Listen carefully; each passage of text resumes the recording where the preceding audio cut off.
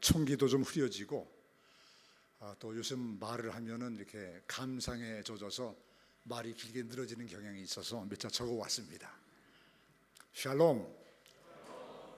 참빛교회 창립 25주년을 맞이하여 먼저 교회를 세우시고 자라게 하시며 이날까지 건강하게 부흥케 하신 성삼위 하나님께 감사와 찬양을 먼저 올려드립니다.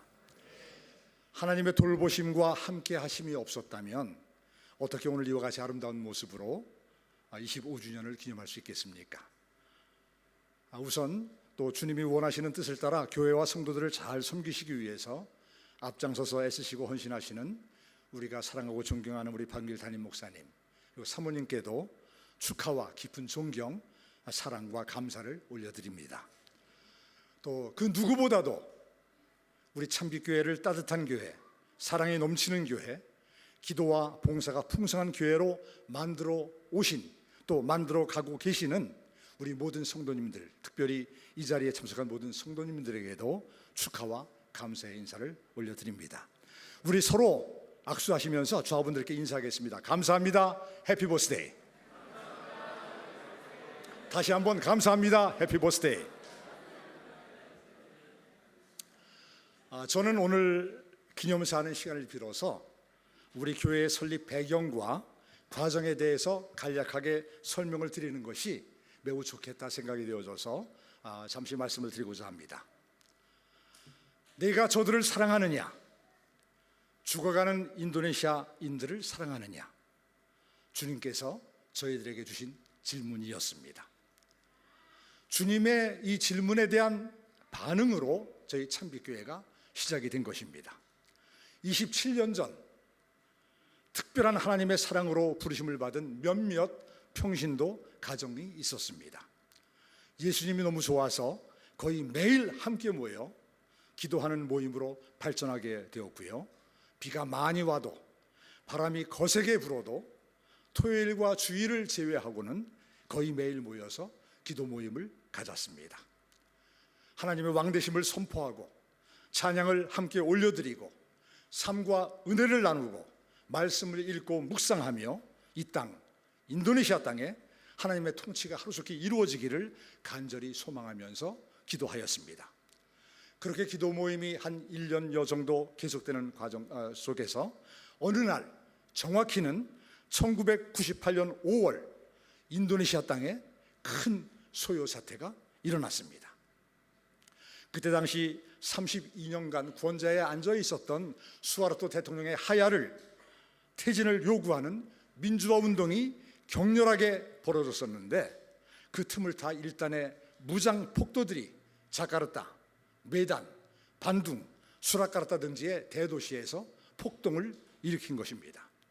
도로변에 있는 거의 모든 건물들의 유리창은 돌 팔매질로 말미암아 다 파손되었고 상점들은 약탈당했고 또 몇몇 쇼핑몰들은 밖에서 문이 잠겨진 채로 방화가 되어져서 그 안에서 수십 명 혹은 수백 명이 생명을 잃기도 하였습니다. 부녀자들, 특히 중국계 부녀자들은 폭도들에 의해서 큰 욕을 당하고 심지어 그 중에 몇몇은 생명까지 잃어버리는 그런 사건들도 있었습니다. 그야말로 치안 부재의 상태가 한 2주 가까이 계속된 비극적인 사건입니다. 인도네시아인들도 외국인들도 너나 할 거 없이 전부 다 인도네시아를 탈출하는 엑소더스가 이루어졌습니다. 한국인들도 마찬가지였고요. 저희 기도팀들도 가족은 한국으로 피신을 시키고 형제들만 남아서 계속 기도회를 갖기로 하였습니다. 아직도 기억에 생생합니다. 가족들을 떠나보내기 위해서 공항에 가보니까 그야말로 공항은 그야말로 인산인해 발 디딜 틈도 없이 빽빽히 찬 가운데 비행기가 딜레이 되어져서 이곳저곳에서 사람들이 누워서 기다리기도 하고 하여튼 아수라장 같은 그런 모습들이었습니다. 겨우겨우 가족들을 떠나보내고 이제 그 다음 날부터 가급적 안전한 곳을 찾아 모여서 기도하는데 아직도 바깥에서는 폭도들이 우르르 몰려다니면서 여전히 악한 일들을 저지르고 있었습니다. 손에는 돌도 들고 몽둥이도 들고 이마에는 하얀 끈에 붉은색 칠을 한 그런 두건도 메고 아주 살벌한 분위기가 연출된 그런 광경들이었습니다. 그럼에도 불구하고 저희들 열심히 기도를 하는데 갑자기 하나님이 조용히 물으십니다. 내가 저들을 사랑하느냐? 공격당해서 죽어가는 저 인도네시아 사람들을 내가 사랑하느냐? 무엇인가에 홀려서 무슨 일을 하고 있는지도 모르는 상태로 막 약탈하고 방화하고 악행을 저지르는 저 지옥 갈 저들을 내가 사랑하느냐? 저는 자신 있게 대답을 했습니다. 예, 제가 사랑합니다. 그 다음날의 기도 모임에서도 하나님이 또 똑같은 질문을 저희들에게 하십니다. 여전히 저희가 대답합니다. 예, 제가 사랑합니다. 사랑하니까 남들 다 두려워서 인도네시아를 떠나 있지만 저희들이 같이 모여서 열심히 기도하고 있지 않습니까? 저희는 사랑합니다. 그 다음 날도 하나님이 같은 질문을 저희들에게 던지십니다. 내가 인도네시아를 사랑하느냐? 죽어가는 저들을 보며 내 형제가 죽어가는 것 같이 아파하며 사랑하느냐? 성령께서 제 마음을 비추십니다. 구석구석을 들춰내셨습니다.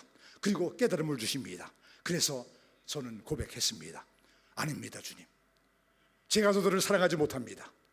제가 사랑한 것은 모여 기도하는 이 모임, 모여 기도하는 이 사역은 사랑하였지만 저들을 내 형제처럼 사랑하지 못했음을 고백합니다. 사랑할 수가 없습니다. 사랑할 방법이 없습니다. 또 저들을 바라보니 사랑할 만하지도 않습니다. 어떻게 해야 저들을 사랑할 수 있습니까? 사랑할 수 없습니다. 그때 주님께서 저희들에게 말씀하셨습니다. 사랑하는 법을 익히라고, 사랑하는 법을 연습하라고. 교회를 통해서 한국 사람, 인도네시아 사람이 함께 예배드리는 신앙 공동체 크로스 컬처 교회를 세워 그 교회에서 인도네시아 사람을 사랑하는 법을 배우라고 말씀하십니다.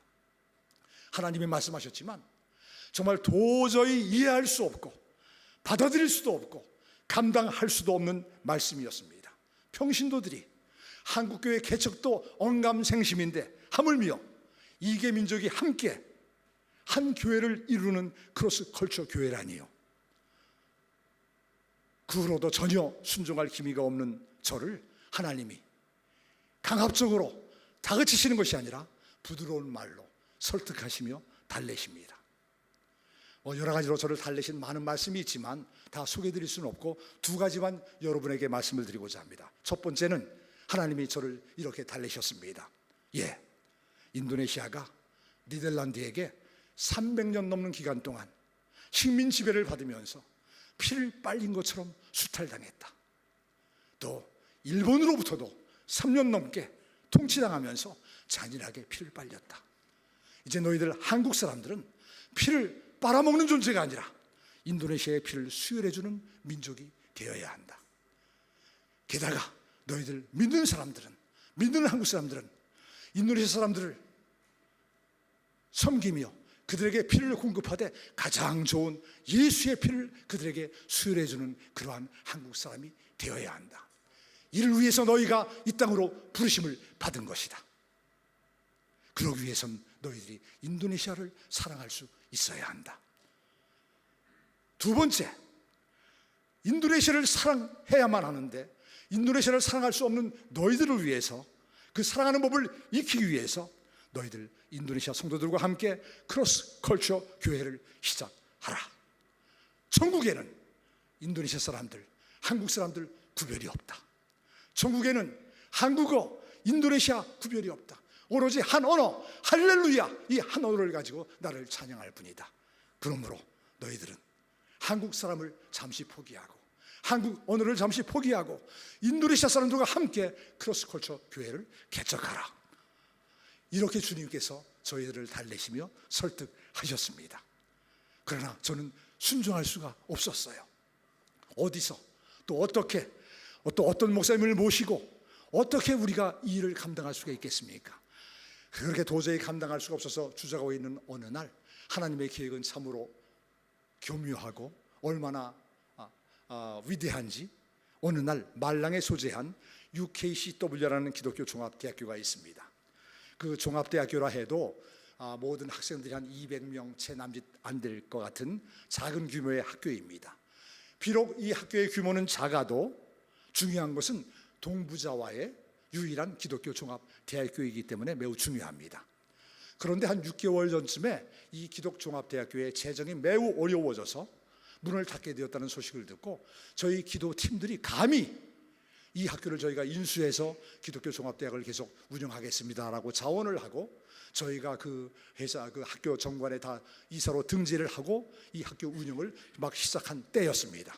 그때 이 대학의 부총장님으로 계시는 샘 시키타리 목사님이라는 분이 마침 자카르타에 잠시 출장 오셨다가 저희 집에 잠시 방문을 하시게 되었어요.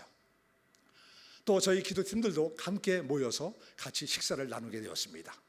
식사를 마친 후에 이왕 목사님이 계시니 오래간만에 예배를 드리는 것이 어떻겠느냐 이렇게 말들이 있어서 샘 시키타리 목사님을 모시고 예배를 드리게 되었습니다. 이 샘 시키타리 목사님의 간단하지만 명료한 설교 말씀, 또 두렵고 떨리고 긴장된 마음으로 생전 처음 해보는 저의 미숙한 통역, 그런데 강력하게 임하신 성령님의 간섭하심이 그 자리에 나타났습니다. 참석한 우리 모두에게 전무후무한 그야말로 폭발적인 오순절 다락방의 은혜가 임하는 예배가 되었습니다. 그래서 되는구나, 크로스컬처 교회도 할 수 있겠구나, 이렇게 우리가 생각을 하고 예배 후에 샘 목사님에게 하나님이 주신 크로스컬처 교회의 비전을 말씀을 드렸더니 적극적으로 받아주셔서 몇 주간의 준비 후에 샘 시키타리 목사님을 초대 담임 목사님으로 모시고 인도네시아 성도 한 20여 명과 한국 성도 한 15명 정도로 크로스컬처 교회인 참빛교회가 시작이 된 것입니다. 할렐루야. 초기에는 항상 통역 예배로 드리다가 점점 인도네시아 성도도 하나님의 은혜로 부흥되어지고 한국 성도도 부흥되어져서 목양이 필요하게 되어서 우리 한인부 목사님도 초빙을 하게 되었고, 그래서 한때는 인도네시아부 담임 목사님 또 한국 담임 목사님 두 분 담임 목사님 체제로 가다가 저희가 소속한 인도네시아 교단인 GMII 교단에 교회는 많은데 목사님들이 부족한 상태라서 우리 인도네시아부 담임 목사님을 깔리만단으로 파송을 보내드리고 이제 반길 한 분 담임 목사님 체제로 오늘까지 이르게 된 것입니다. 요즘은 통역 예배를 여러 사정으로 자주 못 드리지만 3부 주일 예배는 여전히 1시 30분에 인도네시아어로 드리고 있습니다. 또 통역 예배를 자주 못 드리지만 빼뺀 니에미야 목회 훈련을 통해서 150여 명의 주의 종들을 배출해서 인도네시아 각지에서 교회를 통한 하나님 나라의 확장을 목표로 크로스컬처 교회의 사명을 다하고 있습니다. 겨자씨만하게 작게 시작하였지만 큰 나무가 되도록 자라게 하시며 인도네시아의 피를 수혈케 하신, 가장 고귀한 예수의 보혈을 수혈해 주는 사명을 감당케 하신 하나님을 찬양합니다. 하나님이 하셨습니다. 또 하나님이 또 하실 것입니다. 25년의 세월 동안 하나님의 신실한 동역자로서 교회를 충성되이 섬기신 여러 분들이 계십니다. 그분들에게도 이 자리를 빌어서 깊은 감사와 사랑을 전합니다. 특별히 지난해 우리 곁을 떠나 하나님 품에 안기신 우리의 누이이며 우리의 어머니 같은 고 이은주 권사님 많이 생각나고 그립습니다. 그분들의 섬김과 눈물에 부끄럽지 않도록, 교회의 주인 되신 우리 주 예수 그리스도의 기대에 부끄럽지 않도록 앞으로의 25년도 하나님이 기뻐하시는 교회가 되기를 다짐하며 하나님의 교회의 사명을 감당하기를 다짐하며 오늘도 열심히 주님을 섬기는 우리 모두가 되기를 소망합니다. 하나님 감사합니다. 하나님 홀로 영광 받아 주시옵소서. 감사합니다.